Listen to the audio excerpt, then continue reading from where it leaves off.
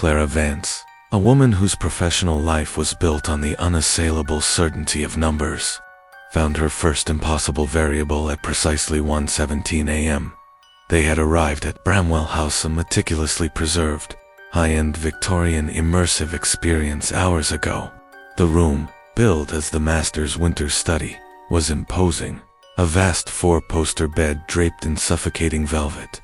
A marble mantelpiece that looked less like a comfort and more like a tombstone, and windows draped in thick, ancient velvet that seemed to soak up all light. Julian, her husband, a history teacher whose enthusiasm bordered on anthropological, had been delighted by the forced anachronism. Think of it, Clary. No central heating, just stone, wool, and will. It's authentic isolation. Clara, however, lived by data. Before settling in, she had checked the modern digital thermostat installed discreetly beside the fireplace. It was an essential concession to modern safety codes and, more importantly, to paying guests. The readout was a steady, clinical 68 degrees Fahrenheit, 20 degrees Celsius. She felt satisfied. The room was certainly heavy, the air thick with the smell of old wool and dried lavender, but it was not cold yet. Now, lying in the massive bed, cocooned beneath several layers of antique blankets that felt like lead weights, Clara was shivering, not a delicate, atmospheric shiver, but a deep, bone-rattling vibration that radiated from her core. Julian, warm and oblivious, was breathing deeply beside her. She slid her arm out from under the covers to check the air. It felt cool, but not freezing. She had to address the logical disconnect. She slipped out of bed, her bare feet meeting the cold expanse of the original hardwood floor. The cold was localized, focused entirely on her skin, as if the air around her was drinking the heat directly from her capillaries. She moved quickly to the thermostat. The screen glowed softly in the near-total darkness, a small beacon of objective truth. She leaned close, peering at the immutable numbers. 68 degrees Fahrenheit. Target temperature, 68 degrees Fahrenheit. Status, normal. She frowned, pressing the back of her hand against the plastic housing. It felt room temperature. She moved to the marble mantel, which should be icy in an unheated room, but it was merely cool. The air was 68 degrees Fahrenheit. Yet, when she sighed in frustration, the impossible detail occurred. A thin, vaporous cloud of white mist drifted from her mouth and dissipated instantly in the darkness. Breath, fog. In a room that should be 20 degrees Celsius, Clara stared at the floating wisps of vapor. A biological impossibility at that measured temperature. Her data-driven mind seized up. A room at 68 degrees Fahrenheit does not support visible condensation of breath. The ambient temperature would need to be well below 50 degrees Fahrenheit, perhaps closer to freezing, for that dense a fog to appear. Her scientific training, her absolute trust in the laws of thermodynamics, felt instantly flimsy, replaced by a cold, sharp spike of primal fear. She forced herself to breathe shallowly, her eyes darting around the massive room. The ancient silver-backed mirror, framed in heavy, dark oak, hung opposite the foot of the bed. In the pale moonlight filtering through a crack in the curtains, she could see her own reflection, a vague, pale shape, staring back. She watched it, waiting for the flicker, the catch in the light. The logical error she knew her mind was desperately trying to supply. Her reflection stared back, motionless. Then, a quick, almost photographic flicker of shadow, a flash of deep spectral blue grape, passed across the reflection's face, tracing the shape of the mouth and the eyes, like a brushstroke of frozen air. It was a detail only on the reflection. The light on her actual face remained unchanged. The blue-gray was not shadow. It was the color of extreme cold, of incipient trauma. She slammed her eyes shut, turning away from the mirror. The image of that icy color burned onto her retina. She hurried back to the bed, sliding quickly under the covers, clutching Julian's sleeping form for warmth. He stirred, mumbling sleepily, "Getting chilly, dear," and pulled her closer. His skin felt pleasantly warm, a shocking island of heat in a sea of cold. The cold, however, had followed her. It wasn't external. It was a suffocating pressure that seemed to radiate downward, pressing into the surface of her skin, stealing the precious thermal energy the blankets were meant to trap. She felt the heavy wool against her, but the skin beneath it was burning with a paradoxical cold, a sensation like the slow, deep ache of a limb falling asleep. Only this was her entire body. She tried to tell Julian, but her jaw felt frozen, her tongue thick. The effort of thought became difficult, sluggish. She felt the blood slowing in her veins, the very life force withdrawing from her surface. She thought irrationally of her childhood trauma, being locked out of the house in a sudden, freak snowstorm after a fight with her sister. She was 6, dressed only in pajamas, pounding on the frozen back door, feeling the cold leach, the feeling from her fingers and toes in minutes, a sharp, white pain that had terrified her more than the darkness. That memory, that precise physical terror, was flooding her now. A personalized attack of cold. She realized she was paralyzed. The cold was a physical restraint, binding her limbs to the mattress. She could only breathe in shallow, painful puffs. She fought, pushing against the invisible weight, trying to curl her fingers, to move her head, but her body felt dense, unresponsive. The pressure intensified on her left shoulder. It was a focused, deep cold, like a frozen hand resting on her skin. She could hear a faint, high-pitched whine, a sound she identified immediately as the sound of energy being rapidly displaced or accelerated, the auditory signature of heat being ripped away. Finally, with a desperate, animalistic surge of adrenaline, she broke free. The movement was violent, thrashing against the heavy covers. Julian shouted, jolting upright, "Clara!" "What the hell?" Clara ignored him, scrambling out of the bed and stumbling towards the modern light switch. She flicked it on. The room flooded with soft, contemporary electric light, a jarring intrusion into the Victorian gloom. She spun around, her eyes frantically searching the empty space around the bed. Nothing. No person. No object. No visible source of the localized, smothering cold. "It's so cold," she gasped, wrapping her arms around her chest. "It's freezing. Julian, you have to feel it." Julian, still half asleep, rubbed his arms. "It's a little chilly." Yeah, Victorian bedrooms were never heated well. But he stopped, his eyes falling on her exposed skin. "Clara," he whispered, his voice suddenly sharp with alarm. "Your shoulder." Clara looked down. On the exposed skin of her left shoulder, exactly where the intense localized cold pressure had been, was a perfectly circular mark, about the size of an antique silver dollar.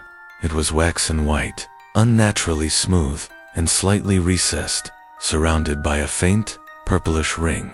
It didn't hurt. It was just profoundly numb. Julian tentatively reached out and touched it. His fingers recoiled instantly. "It's like touching a frozen marble. It's colder than the air. It's frostbite, Clara. Incipient frostbite." Clara stood frozen, her scientific certainty having fled completely.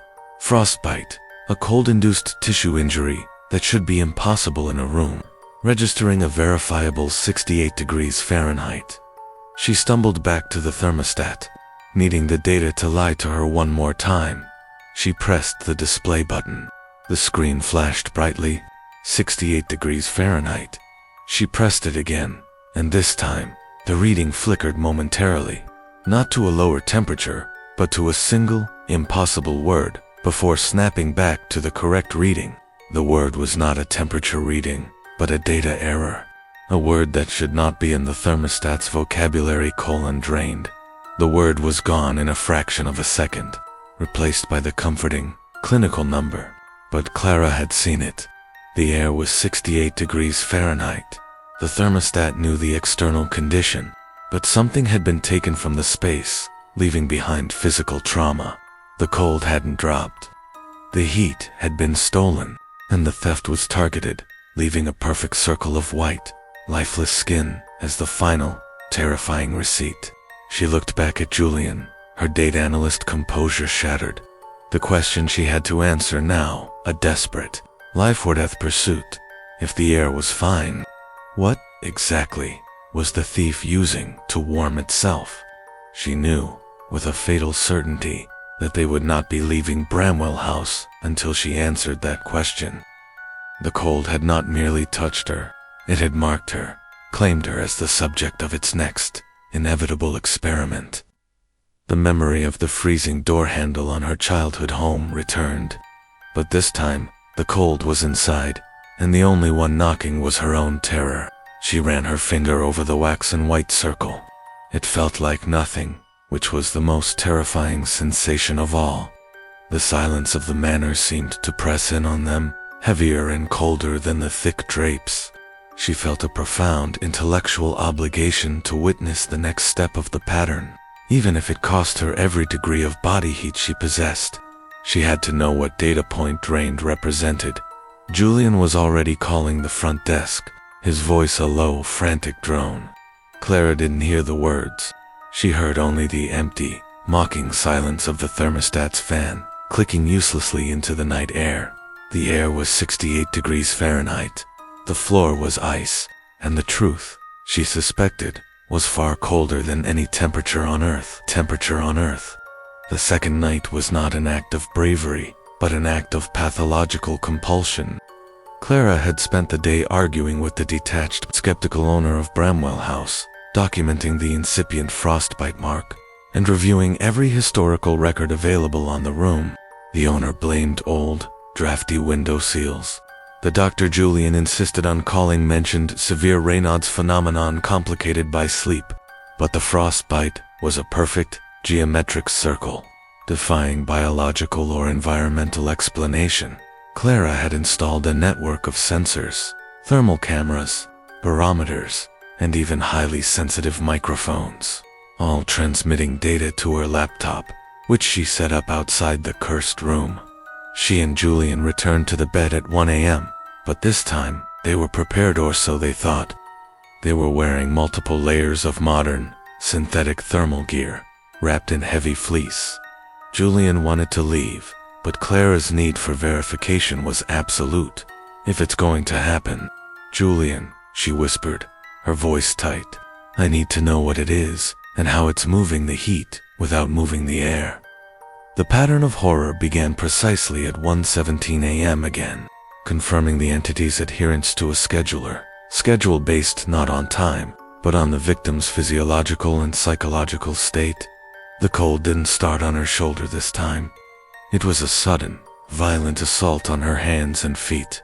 The feeling was instantaneous, like plunging her limbs into a bucket of salt and ice. She cried out, flexing her fingers beneath the thermal gloves. The synthetic material offered no resistance to the deep, penetrating chill. Julian immediately felt it too, but only as a severe drop in the temperature of the fleece material around his wife's body. His own limbs remained relatively warm. It's focused on you, Clary. It's like you're a heat sink, he gasped, pulling her hands towards his chest. But the cold was too fast, too aggressive. It bypassed the protective layers and went straight for the tissue, particularly the knuckles of her right hand, the hand she had used to desperately bang on the frozen door as a child. The attack was specifically connecting to her trauma, demanding heat from the exact points of her greatest fear and physical exposure. Clara was not in pain. She was experiencing pure, deadening numbness. Her mind was strangely lucid despite the fear. She was realizing the entity was not a mindless force. It was intelligent, selecting points of physical and emotional vulnerability. She fought against the paralyzing numbness, forcing her fingers to move, to grasp Julian's wrist, creating friction. As she fought, she began to realize the subtle emotional depth of the haunting. This cold was too desperate to be malicious. It wasn't trying to destroy her. It was trying to fill itself. She pictured the invisible, chilling force as something starving, profoundly hollow, and in an agonizing, perpetual state of shivering. A wave of profound, unwanted pity washed over her. The entity wasn't a killer. It was a beggar, demanding the one thing it couldn't create: thermal energy. The attack subsided as abruptly as it began. Precisely 3 minutes later, the paralysis lifted. Clara stumbled out of bed, tearing off the gloves. The knuckles of her right hand were no longer white, but an angry, bruised-looking blue-gray. The exact color she had seen flash over her reflection the night before. This was not the waxy color of frostbite, but the deep purplish hue of internal trauma, of blood refusing to warm up. She ran out of the room, ignoring Julian's protests, and rushed to her laptop in the adjacent dressing room. She pulled up the data logs. The thermal cameras showed no drop in the ambient air temperature across the room. The microphones recorded nothing but the rustle of the sheets. The barometer was stable, but the dedicated sensors placed beneath the bedding told the terrifying partial truth. At 1:17 a.m., the surface temperature of the mattress covered directly beneath Clara's hands and feet had dropped from 88 degrees Fahrenheit body heat retained to a staggering 28 degrees Fahrenheit -2 degrees Celsius in under 90 seconds, and then recovered immediately. The heat was not lost. It was instantaneously withdrawn as she reviewed the thermal data. She noticed a faint, barely discernible artifact in the infrared spectrum that appeared only during the 3-minute event. It was a ripple, a kind of thermal inversion, centered around Clara, where heat was shown as black and cold as bright white. The anomaly was a thin, vertical line of absolute blackness, the absence of all radiant energy that seemed to sink directly into her body. The tension rose to an unbearable pitch. Clara was now seeing the ghost not as an apparition, but as a data anomaly, a phenomenon that existed only to violate the laws of physics. Logic began to fail as the line between science and the supernatural dissolved. Desperate for historical context, Clara remembered the massive, unheated marble mantelpiece. She rushed back into the bedroom, Julian trailing her. She ran her hands along the cold marble, searching the edges. Her fingers brushed against a faint gap behind the heavy stone carving. She pulled, and a loose section of the mantel casing shifted, revealing a narrow, dusty recess. Inside was a small, leather-bound volume, an antique journal, brittle and fragile. She carried it back into the light of the dressing room. The journal belonged to Eliza, a chambermaid at Bramwell House in the 1890s. The entries were focused on the grueling cold of the house, the endless work, and, increasingly, a deep, pervasive feeling of isolation and hopelessness. She found an entry dated February 1895. The cold feeling follows me now. It is a terrible drain. Not the house is cold, but a deep, sorrowful emptiness that attaches to the weary. I look into the large silver and see a shadow where the heat should be. I fear I am becoming too weak for the work. I fear I am becoming part of the cold itself. It only comes when I am too spent to fight back, sucking the life right out of the room, leaving me empty and wishing for the final, true quiet. This was the partial truth. The entity targeted emotional despair and physical exhaustion, seeking to feed on the life force it defined as heat. Eliza was not the ghost, but the previous victim who had documented the process. The entity was not interested in the healthy, warm body of Julian. It was interested in Clara's underlying trauma, her childhood panic, her professional rigidity, the emotional cold spots she carried. Clara re-entered the bedroom at 2:30 a.m., feeling the world contract around her. The air felt heavy, viscous. The modern bedside lamp, a high-wattage LED, was visibly dimmer. The light output inexplicably reduced, as if the space itself was demanding more energy than the bulb could supply. The light felt heavy and inert, failing to push back the shadows. She looked at the thermostat display again. It was glitching violently now. Instead of 68 degrees Fahrenheit, the screen flashed 999 degrees Fahrenheit, then instantly -50 degrees Fahrenheit, then back to the stable 68 degrees Fahrenheit. The rapid, impossible readings, screams of fever and frozen death were the room's internal scream, the true data point the entity was generating. It's feeding on energy itself, Clara whispered, her voice raw, not just thermal, but electrical, light, kinetic, ...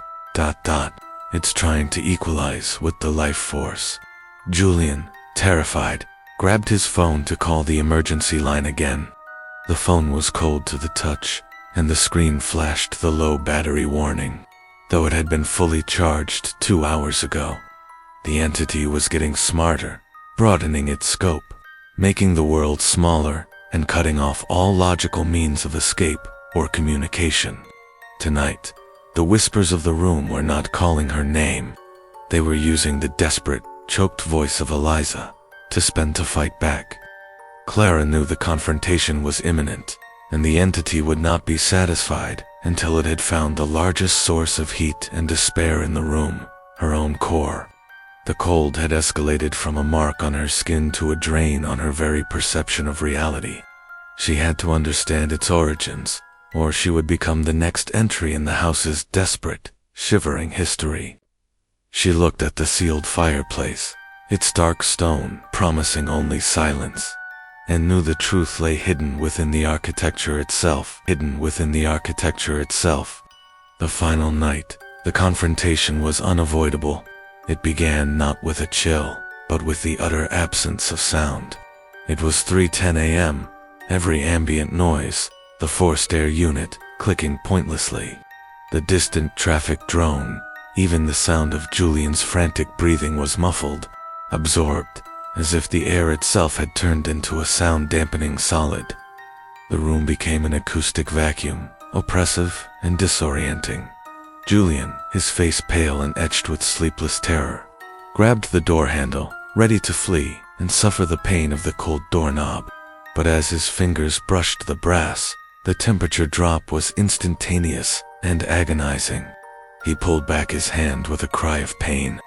The door handle was coated in a thin, perfect layer of rime ice, freezing instantly in the 68 degrees Fahrenheit air. The entity had created a physical thermal barrier, locking them in. Clara was strangely calm. The fear had crystallized into a diamond-hard clarity. She ignored the door and walked slowly to the large, silver-backed mirror, the one that had shown her the blue-gray shadow. She saw her reflection, her skin tight over her bones, her eyes huge and black in the dim light. She reached out and touched the glass. It was not cold. It was dry. Then, the final, shattering truth was revealed by the architecture itself. Her hand brushed against a small, ornate, lined slot built into the windowsill, a feature she had dismissed as an antique mail slot. It was actually a transfer slot for medicine and documentation. Right above it, faded, but still visible beneath several layers of paint, was a minute, carved symbol, a serpentine staff. Not of general medicine, but a specific 19th century marker for contagious respiratory illnesses. Clara understood, in a flash of cold, horrifying insight. This wasn't the master's winter study, she whispered, the sound swallowed by the vacuum. It was the isolation room. She looked at Julian, her gaze intense. Bramwell House was wealthy, but the Victorian gentry were terrified of consumption. They wouldn't send a family member to a public sanatorium, but they couldn't risk the main house's limited heating system being compromised by wasting heat on the sick.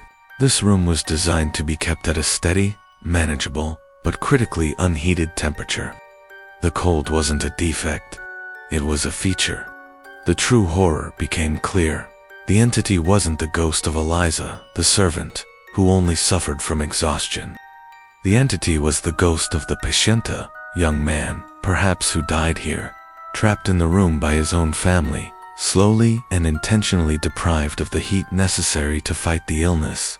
His feverish body, wasting away, was constantly losing heat he couldn't afford to lose, trapped in a perpetual, agonizing cycle of thermal deprivation. The patient's final, desperate state was to be a pure, hollow void, a permanent vacuum of heat. Clara stepped back, and in the center of the room, near where the four-poster bed stood. She saw the thermal inversion artifact from her laptop logs coalesce in the air. It wasn't a human shape, but a wavering column of deep, hungry blue-gray air, shimmering like heat off asphalt, but utterly cold. It was the perpetual, starved form of the patient, perpetually trying to draw energy back into its non-existent core. The entity wasn't attacking. It was absorbing. It wasn't trying to kill her quickly. It was trying to become her, to use her heat as a final, permanent restoration. It targeted her emotional trauma spots because those were the places where her own life force felt most vulnerable to her. "It wants actual heat," Clara murmured. "It wants what it was denied. It wants to stop wasting away." Julian, seeing the visible, chilling distortion in the air, finally understood the confrontation. He fumbled with the antique rusted poker they had found earlier. "The windows. Smash them. Get outside air." "No," Clara said sharply. "Outside air is cold. We need fire. We need overwhelming, physical, uncontainable heat. The one thing this room was meticulously designed to deny for a century." She grabbed the heavy, velvet bed curtains. She moved with a desperate, sudden purpose. Julian, catching her intention, helped her tear down the heavy, centuries-old velvet and wool. She knew the fabric would burn fiercely due to its age and dryness. She ran to the marble mantel, ignoring the bone-aching cold of the stone. She used the sharp end of the rusted poker to smash the decorative brass cover of the fireplace flue, an opening meant only for ventilation, not heat. The metallic shriek of the brass breaking the century-old seal was the loudest sound in the silence. She piled the dry velvet fabric directly into the now exposed, dusty flue. Julian, recognizing the final, insane necessity of the act, produced his camping lighter, cheap, modern Bic. Clara flicked it. The tiny, modern flame was an unbearable intrusion of warm yellow light in the blue-gray cold. She plunged the lighter into the velvet. The dry fabric, saturated with the dust of over a century, caught instantly with a sudden, violent roar. The fire was immediate, shocking, and overwhelmingly hot. It violated the room's core purpose. The physical heat trio, tangible, radiant, exploded into the air, forcing back the cold vacuum. The blue-gray column in the center of the room shrieked. It was not a bell or a whisper, but the sound of superheated air rapidly expanding into a vacuum, a high, whining, painful sound of physical energy being rejected.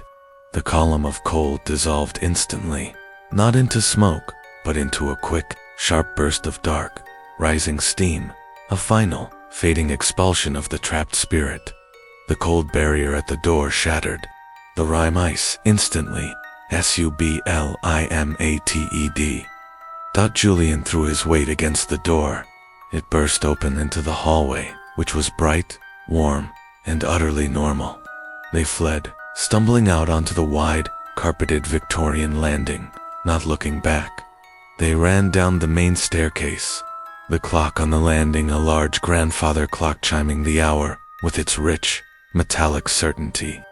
They looked at the dial. It was 3:12 a.m., the exact time of the fire in the other house, a coincidence that felt like the final, bitter twist of fate, the time when the cold had finally exhausted its fuel. They stopped only when they reached the front door. Leaning against the cold, clean glass, Julian looked at Clara's hands and chest. Large, bruise-like patches of deep blue-gray and purple mottled her skin, the marks of the cold she had absorbed. Clara looked at her reflection in the glass. Her face was calm, victorious, but exhausted. The marks were fading, the borrowed heat slowly returning to her capillaries, and that's when she realized the cold wasn't gone. The intense, deep chill wasn't defeated, it was merely satiated. The wasting away had paused.